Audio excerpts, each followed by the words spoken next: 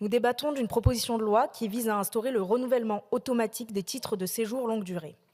Effectivement, notre système est à bout de souffle, les préfectures sont saturées et personne ici, je pense, ne le conteste.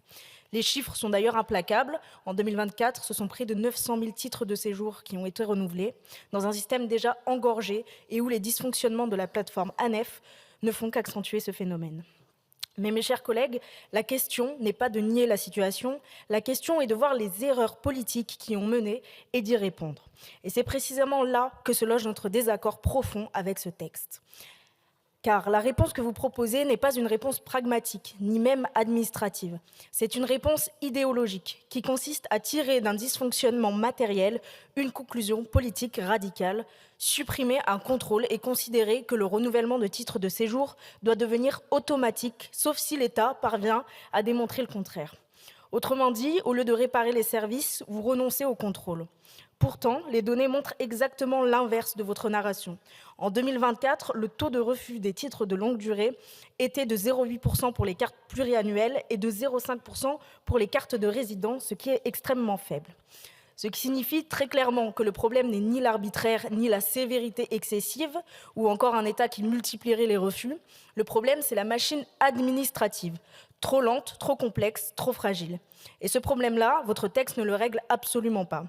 Pire encore, il le contourne, comme si renoncer à vérifier équivalait à simplifier. Or, la question centrale reste entière. Comment l'État vérifiera-t-il demain que les conditions initiales sont toujours remplies si le renouvellement devient automatique? Comment vérifier que l'emploi est bien maintenu, que la présence sur le territoire correspond au cadre légal, que les liens familiaux demeurent, que la personne ne constitue pas une menace pour l'ordre public ou qu'elle n'a pas été condamnée pour des infractions graves, puisque tout cela jusqu'ici a été évalué au moment du renouvellement?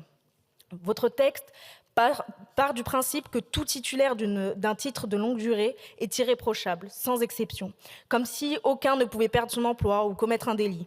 Ce présupposé est simplement faux et nous ne pouvons pas bâtir une loi sur des illusions.